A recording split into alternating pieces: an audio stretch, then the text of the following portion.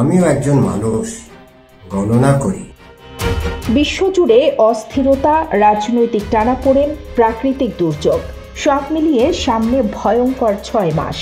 ঝড় আসছে, একটি ঝড় নয়, অনেকগুলি ঝড়। অন্তত এমনটাই ভবিষ্যৎবাণী করেছেন বিখ্যাত জ্যোতিষী আখতারুজ্জামান। আমাদের দেশে কিছু বিপর্যয় ঘটতে যাচ্ছে। এই পরিস্থিতি সামাল দেয়া একটু কষ্টকর অবস্থা হবে। তিনি বলছেন 2025 সালের মাঝামাঝি পর্যন্ত বিশ্ববাসীকে হতে হবে সতর্ক। কি আছে তার গণনায়, দেখে নিন আমাদের বিশেষ প্রতিবেদন।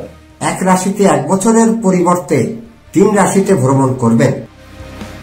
দেশ বিদেশের রাজনৈতিক পরিস্থিতি ভয়াবহ হতে চলেছে। আসতে পারে বড় কোনো অর্থনৈতিক সংকট। শেয়ার মার্কেটে বড় ধরনের পতন ঘটবে। 1000 টাকার শেয়ার 250 টাকায় নেমে যাবে। প্রাকৃতিক দুর্যোগ, ভূমিকম্প এবং যুদ্ধ পরিস্থিতির মতো ঘটনাও উড়িয়ে দেওয়া যাচ্ছে না। আমি জ্যোতিষ বিজ্ঞানী, জ্যোতিষ নিয়ে গবেষণা করি। জ্যোতিষী আখতারুজ্জামান তার গণনায় উল্লেখ করেছেন, শনি, মঙ্গল ও রাহুর অশুভ সংযোগের কারণে পৃথিবীর বিভিন্ন স্থানে রাজনৈতিক উত্তাপ বাড়বে। বড় পরিবর্তন আসতে পারে অর্থনৈতিক বাজারে। আমাদের রাজনৈতিক পরিস্থিতি, অর্থনৈতিক পরিস্থিতি ব্যাপক পরিবর্তন আমরা লক্ষ্য করতে পারি। এই গণনা অনুযায়ী মধ্যপ্রাচ্য, দক্ষিণ এশিয়া, ইউরোপ ও আমেরিকার কিছু অঞ্চল থাকবে বিশেষ ঝুঁকিতে।